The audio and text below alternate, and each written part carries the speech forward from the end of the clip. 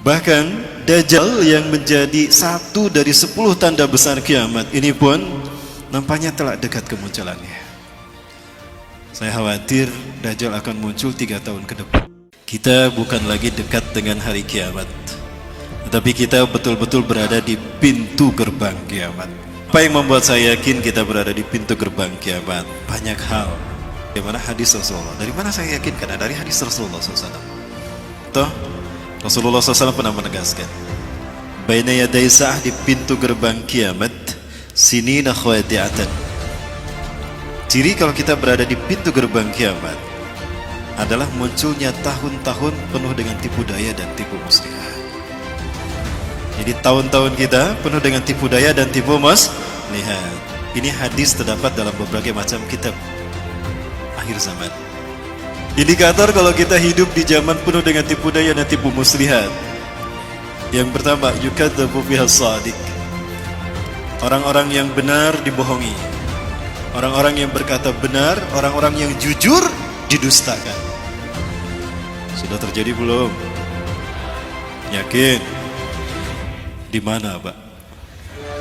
Ketika yang benar dibohongi, yang jujur didustakan, maka yang kedua pasti terjadi. Karena ini sistem. Wa yusaddaqu fihal kadzib, maka dibenarkanlah para pendusta. Orang-orang yang bikin hoax dibenarkan. Sudah terjadi? Di mana? Ya. Ketika yang benar dibohongi, yang jujur didustakan, para pendusta dibenarkan, maka yang ketiga pun sudah pasti terjadi. Wa yu'tamanu fihal kha'in, para pengkhianat satu kaum, para pengkhianat satu bangsa diangkat menjadi pemimpin, diangkat menjadi penguasa, diangkat menjadi pejabat. Tiga-tiganya sudah terjadi. Berarti kita berada di pintu gerbang hari kiamat. Kalau sudah jelas berada di pintu gerbang kiamat, Mas, kapan nikah, Mas? Rasulullah SAW menyebutkan, biistu ana wasah kahatain. Jarak diutusnya aku antara aku dengan kejadian hari kiamat seperti telunjuk dan jari tengah. Rasulullah merenggangkan sedikit, yuhalu bainahuma qalilan. Ya. Rasulullah menyebutkan begini, antara aku dengan kiamat itu seperti ini 14 abad yang lalu. Lah kita hari ini mau bilang apa? Antara kita dengan kiamat, saya melipat jari tengah saya. Hari ini saya seperti ini. Artinya apa? Kiamat sudah ada di ambang mata. Ya. Bahkan Dajjal yang menjadi satu dari 10 tanda besar kiamat ini pun nampaknya telah dekat kemunculannya. Saya khawatir Dajjal akan muncul 3 tahun ke depan. Kok Ustaz yakin 3 tahun ke depan Dajjal akan muncul? Dajjal ini manusia biasa. Dia manusia biasa seperti kita. Dajjal bukan Fomeo, tapi dia manusia. Dia lahir 100 tahun sebelum Nabi Musa diutus. Berarti umurnya berapa tahun? Nabi Musa diutus di tahun 1450 sebelum Masehi. Kurang lebih itu. Silakan Bapak Ibu buka dalam kitab Qisasul Anbiya wal Mursalin karya Al-Hafiz Imam Ibnu Katsir rahimahullah. Atau di dalam kitab Atlas Tarikhil Anbiya wal Mursalin Syekh Sami bin Abdullah Al-Baghlus. Ya. Itu diceritakan kalau Nabi Musa diutus di tahun 1450 sebelum Masehi, kurang lebih. Berarti dia, Dajjal, dilahirkan di tahun 1350 sebelum Masehi. Sekarang sudah 2019 Masehi, tambahkan ke 1350. Pinten? Berapa Bapak Ibu? 3.300-an ya, 3.372 tahun usianya. Dia termasuk al-mumtazirin yang Allah tangguhkan. Awalnya saya tidak berpikir panjang tentang siapa itu Dajjal, hanya sebatas pengetahuan saja. Saya tidak pernah mau berniat menyampaikan pada orang lain, karena orang lain memang pun kalau diajak bicara Dajjal, terkadang orang takut dan juga apa itu Dajjal? Apa kepentingannya buat kehidupan saya? Tidak ada. Tapi ternyata saat ini justru kita mesti wajib tahu tentang Dajjal, karena fitnahnya sudah merambah seluruh kehidupan kita. Tidak ada satupun bidang dalam kehidupan kita, hatta agama sekalipun, melainkan fitnah Dajjal ada. Biasa saya kalau masuk ke sebuah masjid untuk pengajian, saya suka lirik dulu kanan kiri, lihat arsitektur masjidnya. Kalau di sini insya Allah tidak ada. Tidak ada simbol-simbol Dajjal. Karena para pengikut Dajjal, mereka ingin menguasai dunia, melakukannya dalam 3 ranah. Simbol, ritual, dan arsitektur. Itu 3 ranah yang disentuh oleh Dajjal. Maka 3 ranah ini tidak pernah terlepas dari sistem Dajjal. Simbol, ritual, arsitektur. Salah satu contoh ritualnya, orang-orang Yunani mereka menyembah Dajjal dengan melakukan pawai obor. Pawai obor keliling negeri. Menyembah dewa matahari mereka. Ya, dewa matahari mereka bernama Helios.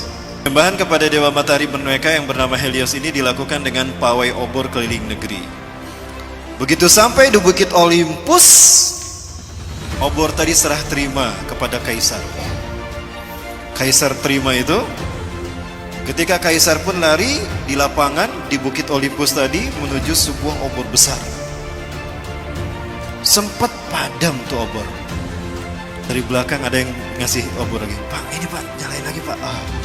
Dinyalakanlah obor raksasa tadi. Maka selama obor raksasa menyala, mereka melakukan atraksi di lapangan tadi. Berbagai macam atraksi. Itulah ritual yang dilakukan di Bukit Olympus, mengagungkan dewa matahari mereka yang dimasukkan ini. Ritual itu kemudian dinamakan Olimpiade. Sampai sekarang hilang tidak ritualnya? Inilah ritual pengagungan iblis dan Dajjal. Itu tingkat dunia. Tingkat benua ada tidak? Ada. Apa namanya? Asian Games. Tingkat nasional? Nah, itu ritualnya. Kita tidak sadar. Dalam bidang arsitektur, banyak dalam berbagai bidang, dalam berbagai bangunan, apalagi bangunan ibadah. Tidak terkecuali masjid, ada simbol Dajjalnya. Kami di Jawa Barat sedang menghadapi. Kenapa demikian? Karena banyak masjid yang bersimbolkan Dajjal. Segitiga adalah sebuah simbol yang kemudian digunakan digunakan oleh agama-agama yang lahir dari filosofi agama Ardi sebagai simbol Tuhan. Jadi agama-agama yang lahir dari filosofi akal budi manusia menjadikan segitiga sebagai simbol Tuhan. Makanya di dalam agama Hindu ada Trimurti, betul? Di dalam agama Buddha ada Tridharma, kitab sucinya Tripitaka. Di dalam agama Kristen ada Trinitas. Nah, segitiga inilah yang kemudian digunakan Firaun untuk menunjukkan eksistensinya sebagai Tuhan. Kita tahu Firaun mengaku Tuhan. Wa ana rabbukumul a'la. Itu kata Firaun di hadapan Nabi Musa dan Harun. Maka dia bangun sebuah bangunan yang dilihat dari 4 arah mata angin, 4 penjuru mata angin itu sama, segitiga. Piramida. Firaun membangun piramida untuk menunjukkan kalau dia Tuhan, agar dunia mengetahui eksistensinya sebagai Tuhan. Yang diperbudak sebagai tukang batunya adalah bangsa Yahudi Bani Israel. Mason itu artinya tukang batu. Allah mendengar doa mereka, Allah tenggelamkan Firaun di Laut Merah, maka kemudian mereka merdeka. Mereka tidak lagi dijajah oleh Firaun. Tapi mereka tidak melupakan posisi mereka sebagai tukang batu yang diperbudak berabad-abad. Mereka tetap akan menyandang diri sebagai tukang batu. Tapi tukang batu kali ini tukang batu yang merdeka. Kalau dulu didedikasikan secara paksa kepada Firaun, maka sekarang didedikasikan untuk Tuhan yang mereka tunggu-tunggu. Jadilah mereka tukang batu yang merdeka. Merdeka bahasa Inggrisnya apa? Free. Bukan lahirlah Freemason. Nah, dari situ sejarahnya. Sudah cerita tadi, saya tidak terlalu bersemangat untuk membahas tentang Dajjal. Namun ada satu peristiwa yang ternyata peristiwa ini membukakan mata hati saya dan saya harus berbicara tentang Dajjal dan konspirasinya. Karena ini terkait dengan keselamatan akidah kita umat Islam. Dan ini terkait dengan nama baik kita sebagai umat Islam yang rahmatan lil alamin. Peristiwa apa itu? Peristiwa yang terkenal dengan sebutan WTC. Nah, masih ingat?